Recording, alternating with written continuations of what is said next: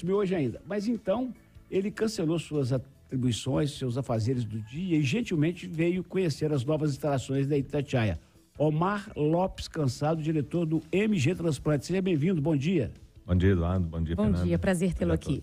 Doutor, nós vamos liberar daqui uns 15 minutos seus afazeres. Então, eu tinha 1 milhão de perguntas para o senhor, mas vou fazer de cara a mais urgente de todas. O Faustão, por ser poderoso e ter muito dinheiro, ele comprou o coração? Não. Isso aí é uma história que, como você falou, fica nas redes, né? As pessoas começam a falar e vira verdade, mas não é verdade. O sistema de transplante brasileiro, nacional, ele é um sistema muito seguro. Inclusive, ele serve de modelo para vários países do mundo. É o maior serviço de transplante público do mundo. E a nossa fila de espera ela é muito segura, todos os dados são inseridos no dado do Ministério da Saúde. Então, qualquer pessoa que entrar na fila de espera, ela vai esperar um tempo para receber aquele órgão, independente de ser paciente do SUS, particular, convênio, o que for. Ele vai seguir aqueles mesmos ritos que todo paciente lá segue. Ele conseguiu o coração dentro de um mesmo mês em que foi internado por conta das circunstâncias, doutor? Exatamente. Ele entrou em urgência, quer dizer, todos os órgãos têm urgência. O coração, especialmente, a urgência, ela tem que ser atendida muito rápido, porque senão o paciente morre muito rapidamente se não for transplantado. Então, todo paciente que está em urgência, ele passa na frente daqueles pacientes que estão menos graves. Então, vamos supor, se tem 3 pacientes em urgência, o critério vai ser o tempo só.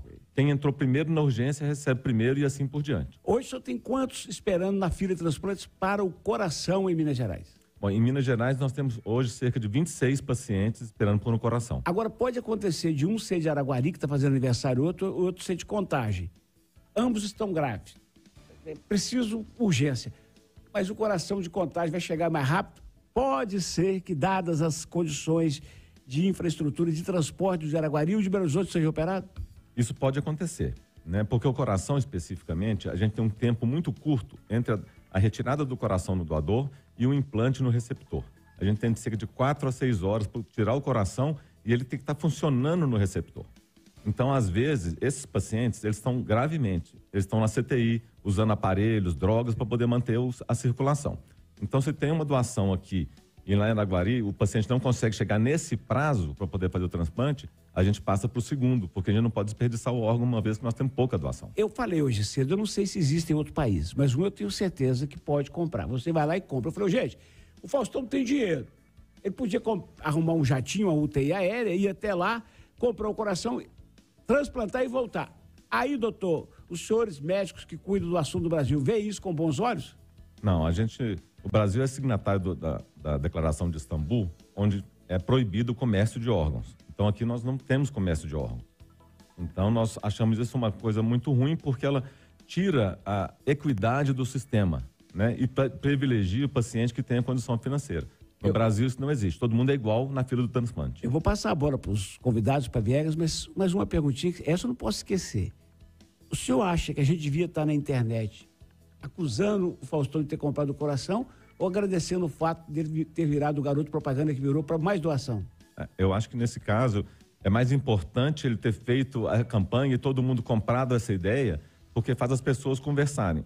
A gente só vai conseguir salvar as pessoas que estão na fila de espera se a gente tiver doação, né? Não só o Faustão, mas como os outros todos, né? Hoje no Brasil nós temos mais de 66 mil pessoas esperando por um órgão ou tecido. Então é importante que a gente tenha doação, é importante que as pessoas conversem entre si e expressem essa vontade em vida, porque depois da morte é a família que vai proceder à doação. É isso que eu ia te perguntar, doutor. Por que no Brasil quem decide é a família da pessoa que faleceu? Porque existem assim, alguns países do mundo que tem uma coisa que chama doação presumida. Ou seja, todo mundo é doador, a não ser que tenha se expressado em vida não doador e registrado isso em algum sistema. No Brasil nós não temos doação presumida. A doação no Brasil ela é pós-mortem. Então quem é responsável por essa doação é a família. Porque depois que o paciente morreu, ele não tem mais identidade jurídica. Quem manda naquele corpo é a família do doador. Então é a família que vai decidir sobre a vontade, sobre a doação.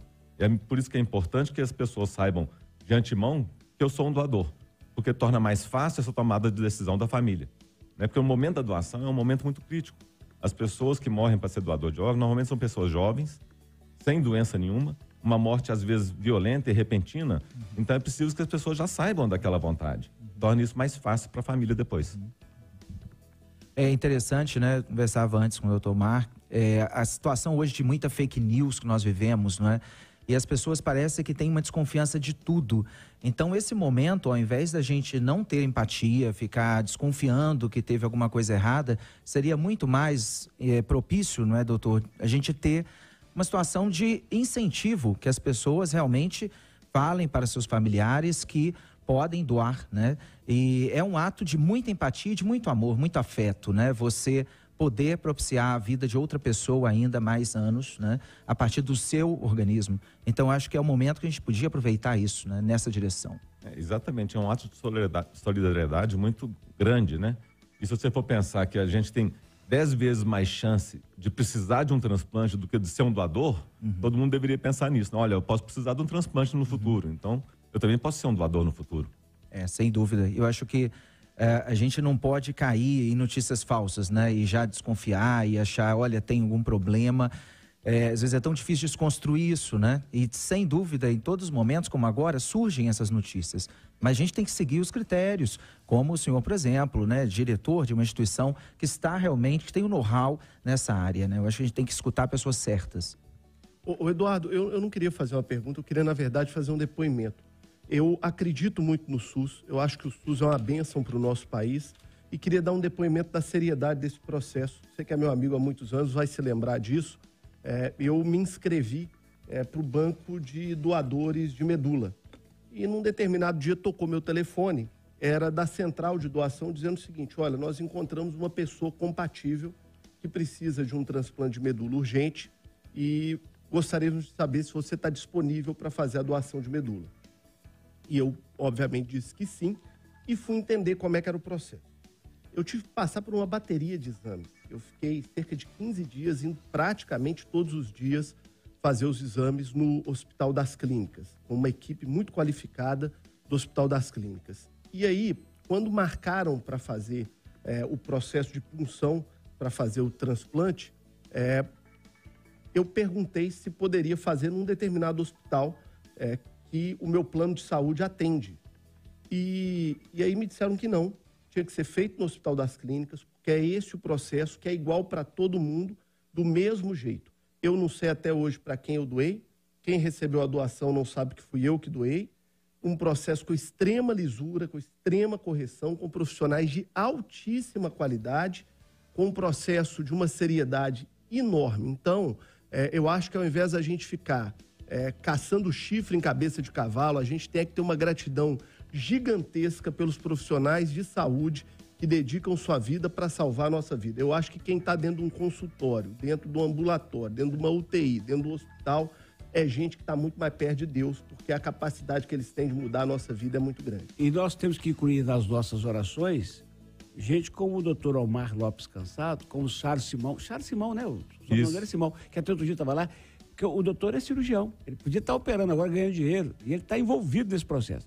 Doutor, antes disso, João, só uma curiosidade, quer dizer, a extração da medula não te prejudicou em nada, não te impediu de trabalhar, nada, né? Em nada, Eduardo.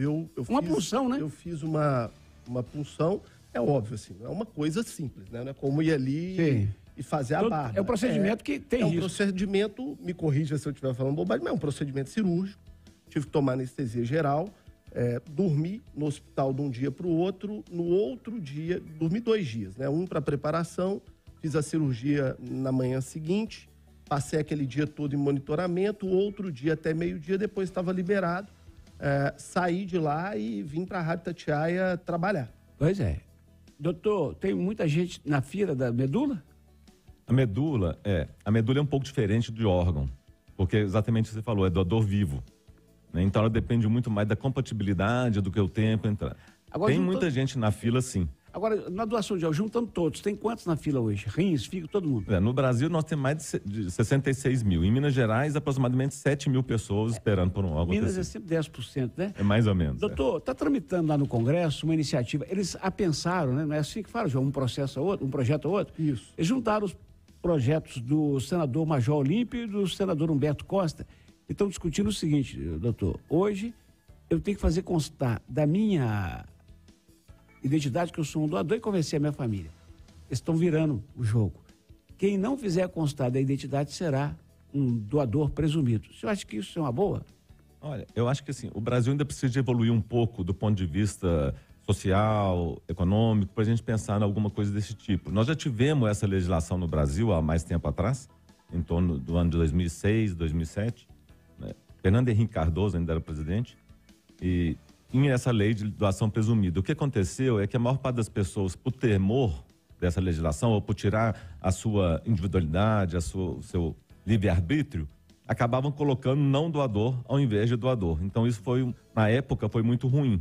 Por isso que a legislação caiu e voltou de novo a ser uma doação familiar. Sabe? Doutor, agradecendo muitíssimo a sua disponibilidade, pronta disponibilidade, né, Vera? Sim, exatamente. Ele foi contactado agora de manhã, gente, e veio para cá. Muito obrigado mesmo, doutor. Eu queria que o senhor fizesse um chamamento aí. Atenção, quem quiser ser doador, primeiro, conversa com a família. Não adianta eu falar, eu, por exemplo, sou um caso, né? Eu não posso falar que vou doar, que minha mulher já falou, não vou deixar, não. Então, não adianta. Ô, doutor, conversa com a família e como é que faz?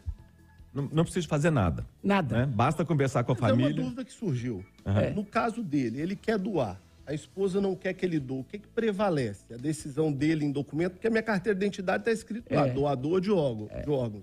A decisão dele como doador ou uma eventual decisão da família pós-morte? Não, hoje o que prevalece é a decisão da família. Não adianta você deixar nada por escrito, documento, nada disso. Então, por isso... Sabe a decisão, para evitar barraco no velório. Exatamente. Falou, doutor. Muito obrigado, doutor Omar Lopes Cansado. Foi uma alegria conhecer o senhor. Esse sobrenome do senhor também é poderoso. Lopes Cansado é poderoso, viu? Abraço pro senhor, viu? Um abraço, muito obrigado. Obrigada, Estamos à doutor. disposição.